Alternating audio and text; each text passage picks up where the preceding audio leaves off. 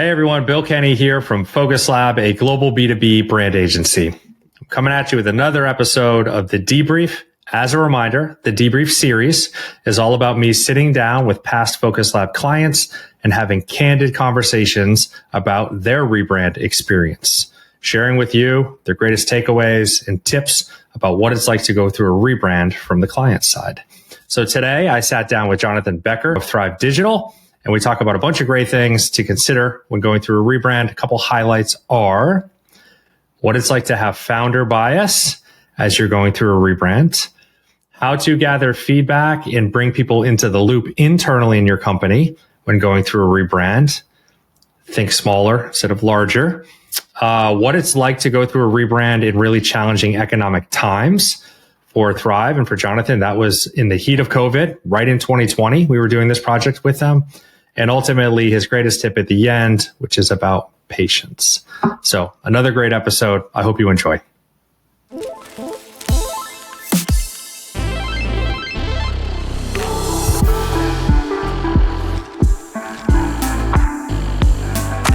Jonathan, time to reconnect. It's been a while. It's been years, actually. So I'm really excited to reconnect.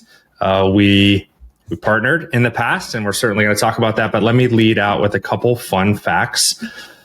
So January 10th, 2020, what a kind of like unfortunately iconic date. That's actually the day your project began with us, right before the COVID total explosion. So over 1,000 days ago, your project was created in Basecamp, and your team and my team started to work together on the Thrive rebrand. But before we get into the specifics, can you take a minute, introduce yourself, and tell us what you're building at Thrive? Yeah, thanks. That was one of the most, honestly, it was one of the most tumultuous projects in terms of the landscape over which it was completed, by the way. So it'll be like a fun discussion to unpack some of that. But yeah, taking a step back, I'm Jonathan Becker. I am the founder and former CEO of Thrive Digital. I'm the president of Thrive these days. Thrive is a performance marketing agency. We work with hundreds of different organizations, and we manage about $500 million a year in ad spend for companies like Uber, Asana, Lululemon, and a number of others. Maybe we'll talk about them. Pretty big team, I think as far as marketing agencies go, we're about 130 people. Most of the projects that we work on originate out of the US. And then outside of that, I'm also kind of an investor and run occasional ventures where I do some early stage and later stage investments. And I think just, high level, I started Thrive because I really wanted to prove that marketing campaigns that could be measured and attributed to the spend that underlaid the campaign were better. And so I've spent the last 10 plus years kind of proving that. We were just talking about that a minute ago. I'm going to be talking with you more about that off camera. Okay, awesome. Thank you for that intro. So yeah, let's dive into this crazy time period where you decide, hey, I think we need to rebrand ourselves. I think something is either broken or could be better. And you did it right before COVID. So I guess the leading question is, how did you know it was time to rebrand? What was actually, in fact, broken or not working? Yeah, so I would say, like, historically with us, we were very scrappy as a business. So, to the extent, like, why did we need to rebrand? It's kind of a case of the cobbler had no shoes. So we were so busy executing, on the work that we were doing that we rarely had any time to be strategic around our own set of needs. And that worked really well to a point. Most of our projects have been luckily by referral. So people would kind of hear about us or hear about the work that we did or get written up somewhere and they'd come to us.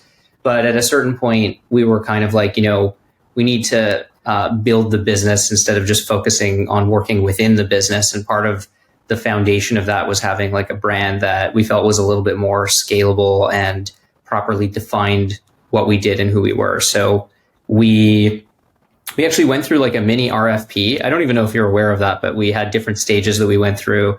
We dragged your sales team through it, and ultimately, heard great things about Focus Lab and decided to pull the trigger with you folks. Yeah, I don't remember that it was an RFP process. And you're right to kind of allude to maybe we don't do a lot of that type of process, but when it's right, we of course do. So I'm happy it worked out. So what year was the business at when this project started? How many years in? We were like 10 years into the business. So I think pretty far. 12 or 13. Yeah. So, I mean, we had a brand, if you can call it that. It was really just a word mark, and it was kind of like an accidental font, essentially, that someone picked who had built a previous iteration of our website. Everything was black, and the website itself back then was somewhat fragmented in terms of like where the brand leaned in and where we had just like spun out a case study, and it didn't look like the rest of the way that the website looked or the company was supposed to look. So I think, we got to the point where we're working with like Fortune 100s, Fortune 500s. We're getting, crazy referrals into people's family offices, and we just had to look the part a little bit better. Not that we couldn't do the work, but to us, growing up as a business, making the business itself, making tens of millions of dollars, it was important to have the right clothing, I guess. Yeah, well said. And I think that is often the case. A lot of our partners are going through that same type of kind of ordeal, which is we can serve great steak, but people are not going to walk through the door expecting great steak if we continue to look like this from the street. We need some curb appeal. Which then builds, you build that into your mission and your purpose, and you bake it all together, and it becomes more than just curb appeal. But okay, great. So in this RFP process, which I don't recall, and I wasn't on the sales team, so I'm guessing you were working with, was it Will back then? Yeah, Will. Remember? Yeah. So Will's a partner. He led the growth team for a long time. He actually just passed his CGO hat to Janina, which is awesome. So what were you looking for specifically in a partner during that process? Yeah, it's a good question. So it wasn't like one of these crazy multi-step, RFPs. It was really a set of criteria that we had determined that we needed to get as many of under our belt if we were going to move forward with a partner. So find a partner that, just to answer your question, had experience within technology, where branding was like a core focus and not just like something that they did. Had a couple references that we could talk to, simple things like that. Obviously, even things like pricing needed to be in the right range. We knew that in addition to the brand itself, that there were a multitude of areas outside of just branding where the brand would live. So everything from our clothing that we produce from employees to events that we run to the website to, our different types of proposals and stuff. So it was important for us to understand, to find a partner that understood how each of those mediums would translate the brand and present it in a way where there was kind of this holistic and non-fragmented brand voice.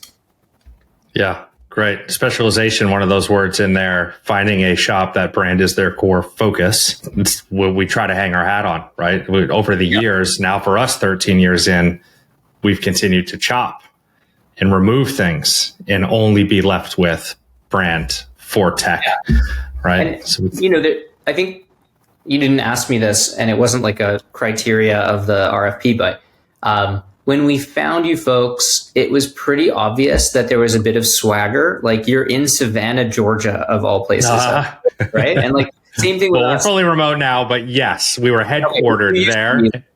Your team was there, and we are in Vancouver, Canada. Yet all of the projects that we work on are American, and kind of originate out of the like huge markets in the U.S. like Los Angeles, San Francisco, New York, and so.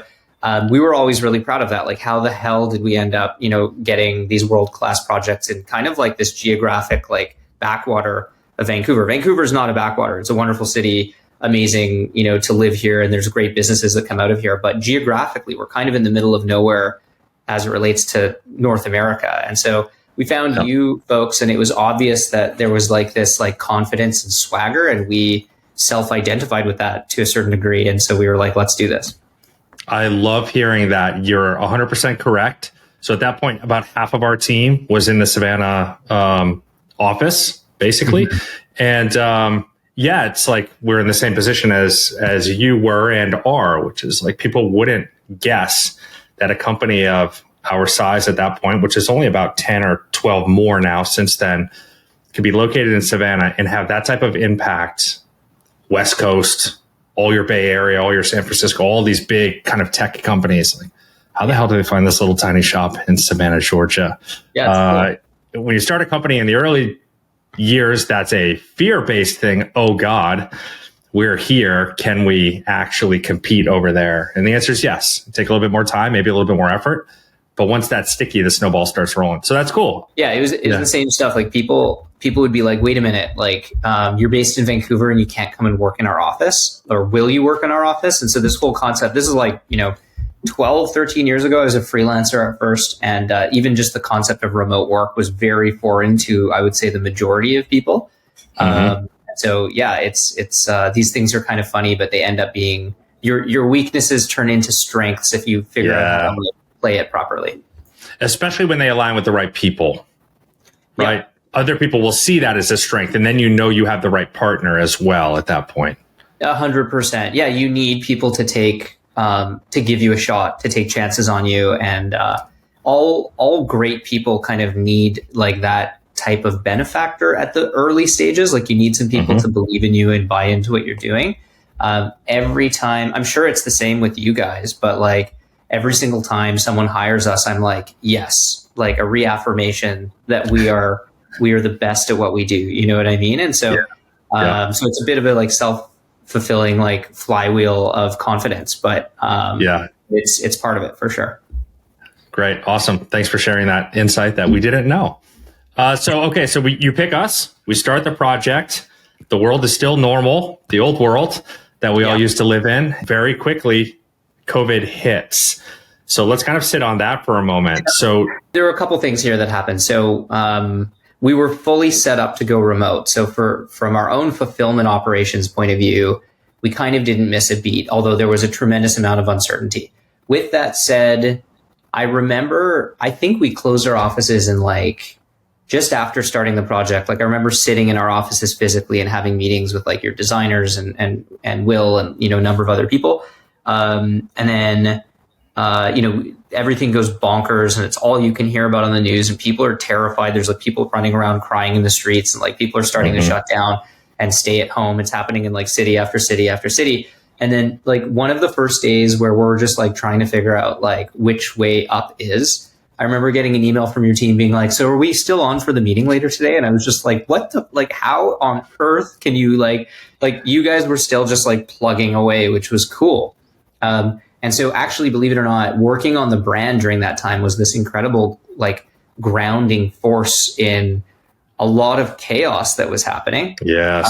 And the brand process really forces you to take a sober second look at yourself and what you do and all of this. And so it was this very strange, like introspective journey to go on. That's fun and not fun, by the way, at the same time, throughout what was like total chaos and pandemonium, outside, where like the government's kind of like, should we subsidize like everybody? And should we suspend the rents of restaurants? And like, by the way, are we going to send checks to all of people? And like, it was really hardcore. So my first experience, or the initial part of the experience working with you. Was there ever maybe we should pull the plug on this, reserve cash and not do this? There's just too much to consider right now. Or were you always full steam ahead? Right. So, no, I think we were always full steam ahead. So first of all, this wasn't like a $1 trillion project for us, and right. Tons of millions of dollars a year in revenue. So it wasn't like a crazy financial like burden on the P&L of the company or anything like that. So, but what I will say is, as an organization, we've chosen to not be too reactionary to most circumstances. We're trying to put one foot in front of the other as a business, understanding that we work in a world that's full of turmoil. And so, the business decision was essentially kind of like, we're going to take the wait and see approach. We're not going to change anything too fast. So in other words, like the needs that gave rise to our desire to, or our decision to brand hadn't changed, right? We still were going to presume that there was going to be a business there and that all of humanity wasn't going to like start, living in the streets, like killing deer with sticks and stuff like that to survive. So if that had happened, then it would have been a whole other thing. And I probably would have bounced a check or two for you or something like that. But realistically, we were like, okay, calmness, one step in front of the other. We're going to take the wait and see approach, and we're going to make decisions based on the changing circumstances around us. And it was, Thrive at that point, lost a meaningful chunk of our clients in like the 10 days after most cities in the US started, shutting down, where, cities in California are basically saying like shelter in place, and, New York is like, don't leave your apartment type thing. And so we worked with a lot of people who just freaked out and like cut budgets on projects that were actually doing really well. Like I've never seen anything like that in my life. They were panicking. So, the microcosm of this, I guess, is the beginning. We see everybody around us panicking, and our strategy is like not to panic. And then the end of it is that the few clients that we had left ended up being like Uber and Uber Eats and Square and Asana and Tempur-Pedic. And so like all of these companies benefited massively from the pandemic conditions. And so, we're focusing on their needs. We can barely keep up with their growth. Like we didn't let anybody go during this period, but like we see ad spends and demand surge for products and stuff. And so we're, hiring as much as we can, doing the best we can. And all throughout this, we're undertaking this rebrand. And then, the end of that process, it's still, deep pandemic, deep lockdown. And we, launched this new brand, and people were like, when did you have time to work on this? Clients, complimented us and were like, when did you have time to do this? And like, but nice brand, by the way, type thing. So in that context, it was like this interesting journey for sure. And it was very tumultuous, as it was for every business and every family, I think.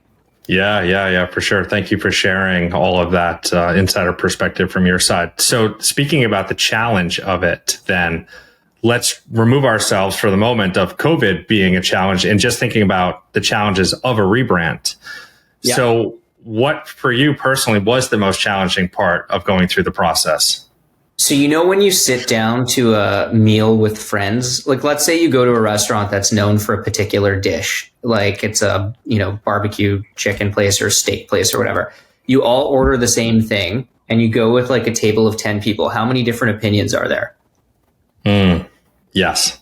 So the inherent issue here is when you're over 100 people, at least at that point we were, now we're like 130 or something like that. You're over 100 people. There's a lot of different stakeholders. And what I learned, at building a company, leading a company partially was like, I can't just like make decisions and will them onto the people. Like I have to cultivate buy-in. So if you make choices and you just announce them, you're going to have like a group of people that love what you did, a group of people that aren't sure, and a group of people that are angry about it. And so we undertake this process with like a lens, looking something around like, who should we include in this process? Like not too many, but not too few.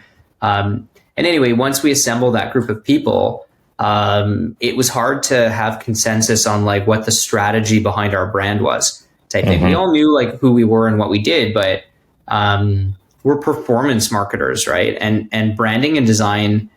These days we have a creative group that does some really interesting work, but it wasn't like my background originally, and it wasn't Brent, the co-founder's background, and it wasn't a number of our background, Ross, our managing director. And so we just had different opinions on the same thing. And there's also kind of like a founder bias where like you build something, you invent something that no one's done before. And you're like, I know what I'm doing. I know better than all these people, on how to do this. And the way that I think is like the way it should be. But as you grow your company, you slowly realize that that's like a bias you hold, and it's not true. It might be true at one stage, but it's not as the company changes and grows. I can no longer do certain roles, people's jobs in the company better than they can. Like they're more specialized than me.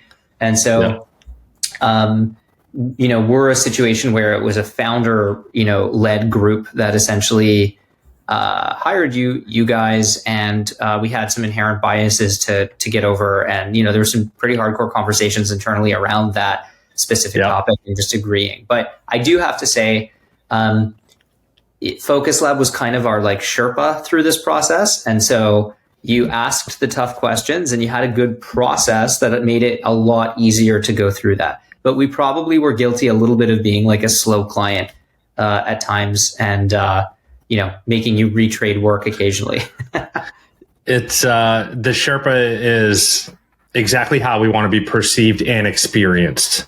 That's a spot on. Like, we want to be a shepherd and help people through the journey. We're never going to lie. It's not easy. And then, like you said earlier in the episode, it's not always fun either. So what is most important then? It is the experience of the journey. Ultimately, we're going to get to an end, and we're going to get to an end that's successful together. But there's going to be a lot of unknowns along the way, little pivots this way, pushback from this, pushback from that, in both directions. And it is the ability to shepherd that becomes kind of like the make it or break it. If you can't do that as an agency, from my perspective and opinion, man, I can't imagine what that journey would be like. It would be terrible. Yeah. That expression, the two best days of a boat owner's life, the day they buy the boat and the day that they sell it. I did not know that expression. To me, that was kind of like this project in a nice way, right? But for me, I was really stoked when we brought you guys on board, and I was really stoked when it was finally just done. Yes, you're like, we're there. Whew. Yeah, that's the realities of the project. That is literally why we record these episodes with people like yourself that have gone through it with us. It's important for them to know what it's really like. So thank you for sharing that. So on the flip side, well, you might have just answered it, actually. What was the most rewarding aspect of the project? Well, it was the end product, obviously, right? So I think you go through a process like this. Part of it is psychology, right? Like you're literally asking us, questions around our identity. And so it was nice to go through that as a company. You do that all day long as an individual. Who am I? What am I doing here? Why am I doing this? Those types of questions, right? But as a company, it's easy to let that stuff slide. So I think it was very rewarding to realize maybe a little bit more around like the mission of the company and unpack that a bit. That in itself is still like a debatable, point for a lot of companies, I think, but it was nice to like pay attention to it. And then the final outcome, we were really just excited about it. We were excited to like launch and kind of, have this new identity, basically have a new identity like for the brand. Yeah. It's that brand therapy that happens. That who are you and what do you stand for? Well, we already know the answer to that, but let's slow down and talk about it anyways. Yeah. And you get past it, you're like, oh, I'm happy we talked about that. That was clarifying, if not anything else. Totally. So I actually kind of just remembered this. We talked about going through this not only in a pandemic, just the journey itself being challenging, but you also had a child in the middle of the project. Is that right? I did. It was a busy year. So managing a company during the pandemic, but then also having a kid during lockdown amidst all of this. And so actually, it kind of took me on a bit of a side journey where I took some paternity time off, probably like 2/3 of the way through the rebrand. And then like popped my head up at the very end and actually disagreed with some of the decisions that had been made. I don't know if you remember this. You had to That's why I'm asking. It's literally why I'm asking. So the irony here is like we deal with all kinds of, clients and sometimes they do this stuff like what I did. And it is very challenging from a project management scope and execution point of view. And so what I learned is how people feel when they're going through something like that, where they feel the need to like strong arm the project, into a certain direction. And I think that we had like arrived at everything from like fonts to a color system to the logo. And it was actually the logo and identity, that particular aspect of the mark that I was just kind of like, it just doesn't feel like Thrive to me. And so And I was lucky because a couple people took a step back, including some of your designers, and were like, if the founder doesn't feel like this is the right vibe for the company, then like, let's take a second look at it. And so I would say that while I am aware of the disruption that my, input caused late in the game, you guys handled it graciously. It was cool. The result was patience and the willingness to listen on behalf of your team, and especially the designers we were working with. They had to take some critical feedback from me late stage. By the way, critical feedback doesn't mean we weren't happy. It just means that I needed, in this case, what I was asking for was a couple new alternatives to what had been decided that maybe incorporated some of the elements that people liked. And it drew out the process a little bit, I think. And so on one level, your designers had to like take some critical feedback midway through the process, which they might not have been expecting. And they did that graciously. On the other hand, the company, Focus Lab has to decide like, hey, like this is going to increase the time of the project and the scope of the project. Ultimately, my team too was like, yeah, this is that we're glad we did this. It like kind of went in the right direction. So, having a kid in the middle of the pandemic, like took me away from the project, and, having a baby, April 2020, I could probably talk about that, for the entire rest of the hour if you want. But whoever's listening, I'm sure like doesn't want to hear about that. They're like, oh, please don't, please. The effect that it had, in terms of all of that, is that it was kind of in one way like a welcome distraction, and then also like, obviously difficult to manage in the context of a business and a whole bunch of underlying things that we were working on, including this project with you. Yeah, I remember. So I'm not in the deliverable shipping the work, but our team is small enough, even now, 33. I still see the 99% of the most of the things that go out. They don't need my sign off. Yeah. But as a past designer, I can't help but look at most of it, at least all of the visual deliverables.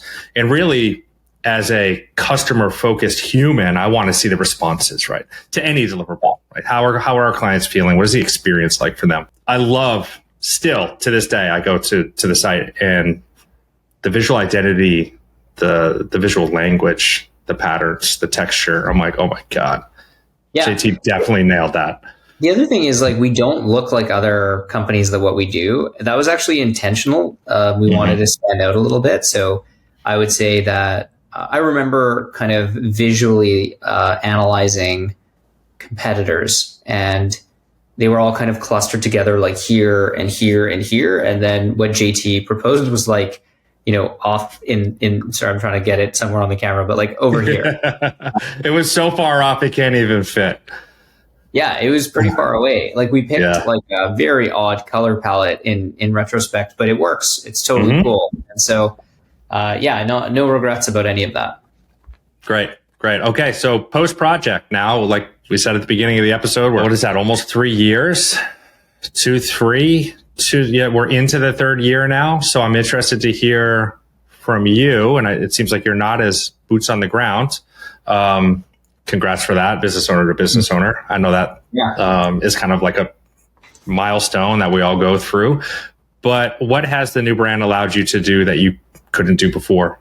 I think honestly, so as a business, we were kind of already like walking into and standing up, in all of these interesting rooms as it relates to our ability to, land and execute really enterprise level client work, and also the more scrappy type of work. What I would say is that it's given us the ability to have a lot of confidence that when we do show up, whether it's in a live event, someone's office, on the web, mobile, whatever it is, that we have a unified identity that's pretty recognizable, I think, if you know who we are. So, and we honestly just didn't have that before. It was super fragmented. It was kind of all over the place. So that's the biggest advantage, I would say. And it's part of running a more mature business. I don't think that we would have been able to continue on the way that we were like handling, brand as a platform for the company or part of a platform for the company. And so that was something where I honestly feel like it was a box that we checked. Now it doesn't mean that the brand doesn't continue to evolve and that brand iteration isn't a thing or that we don't do X, Y, and Z, but we took a big step forward with that in partnership with you. And so just actually quite grateful that we were able to get there. Yeah.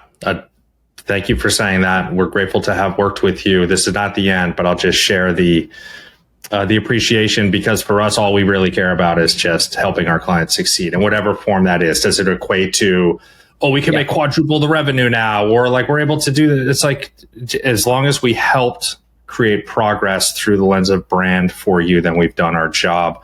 And I've heard very similar answers over the past kind of couple episodes, even more specifically, which is it's just allowed us to feel more confident in the room from a perception perspective. We are perceived different now, and that allows us to now reach the height that we can already deliver at. But before, it felt like we were punching above our weight class or kind of cheating a little bit where we weren't, but that's how we were being perceived. Yeah, interesting. Yeah, I mean, look, I have a ton of confidence in our own company's, ability to handle the work that it's given. And I never really felt that we were punching outside of our weight class, maybe a little bit at the beginning, but I think that it was more just that once we got into the ring, it was like we were wearing the wrong clothes. So people would be like, wait a minute, like, who is this guy? Like, you know what I mean? You're supposed to be here? Yeah. And, there was the first, another like example of this for us, just to like really exemplify it. The first couple of years of running Thrive, literally for the first 2 years, were like a really badass, small digital marketing boutique that had no website for itself. And it was, again, because we're too busy to do anything about it. So again, case of cobbler has no shoes, right? We were really good at what we did. Once the word got out kind of thing about us, we were in very, very high demand, couldn't hire fast enough, delays with projects starting sometimes just because, there's only so much bandwidth. We have to train new people, all of the things. But we also just didn't have a website, which in a funny way, I think was like alluring to some people. Like it was this strange curiosity, like, who are these guys? Like, how can they get away with this? But we did. And then the other part of it, there would be people that were just like, well, this is strange. Like, you got to practice what you preach. Right. And so I would also say that, like, my mission originally was to prove that like digital marketing had the capability to be measured, and that measurement, would enhance the performance of campaigns. Over time, one big component of those campaigns has become the creative. And so these days, we have a creative department. We probably did when we worked with you as well, but it's bigger now and we do a lot more stuff. How could you have a creative department? It's the same thing, right? But how could you have a creative department that doesn't stand behind or on the platform of a cool brand, right? Like, why would anybody hire you if you can't even do justice to your own brand, basically? Yes. And so that was part of it. I guess it's like this leveling out, legitimizing set of characteristics that like a big agency should conform to in a certain degree. And like, I've never really been a conformist, hence like all of these like ragtag like elements to the growth of the agency. But at the same time, like, at a certain point, just have a proper brand. Yeah. Because it works and it's valuable. Yes.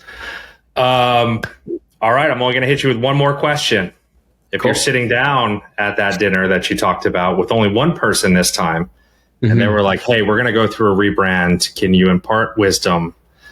What would be the one thing most important that you would tell them to consider when they go through a rebrand? I think they're going to have to like expect to be very patient with the process. So it's a multi-stage, multifaceted process that is very introspective in nature. And so if they don't realize that that's what it is, like, figure that out pretty quickly, because for us, it felt like a bit of and this is not a reflection of any creative partner we've ever worked with or anything like that. It was a bit of a roller coaster because we're aligning around a whole bunch of things that were somewhat loosely defined internally. If they're more sophisticated already around brand and they have like a brand book and, brand guidelines that are very stringent and stuff, and they're, they're used to having that framework and they understand where they're going to arrive at in rebranding, they're probably better prepared. But I still think that a lot of like probably your clients and organizations in general that come to you, the first iteration of their brand is this like homebrewed thing. And Yes. when you work with a professional team of people who does nothing but think about brand and execute on brand and has a whole process around like a rebrand, it's a roller coaster. There's a lot of stuff that's like put in front of you that you have to consider that you either don't want to think about or haven't thought about. Yes. So yeah, I mean, I don't know if that's advice or just a description of the process, but that's what I would talk about. I think advice is giving people proper expectation, and patience is the key word. It absolutely is. You've got to be patient. There are going to be weeks you feel like you're moving slow, weeks you actually feel like you're moving fast. Can we slow down? Actually, I need more time to make this decision. So in that way, it can be very much a roller coaster. But coming back to the Sherpa, we got you. We got your back. We help create a layer of patience and comfort amongst that roller coaster ride. Fantastic. Thank you a ton for hiring us back in the day. And I look forward to chatting with you again in the future, somehow, somewhere.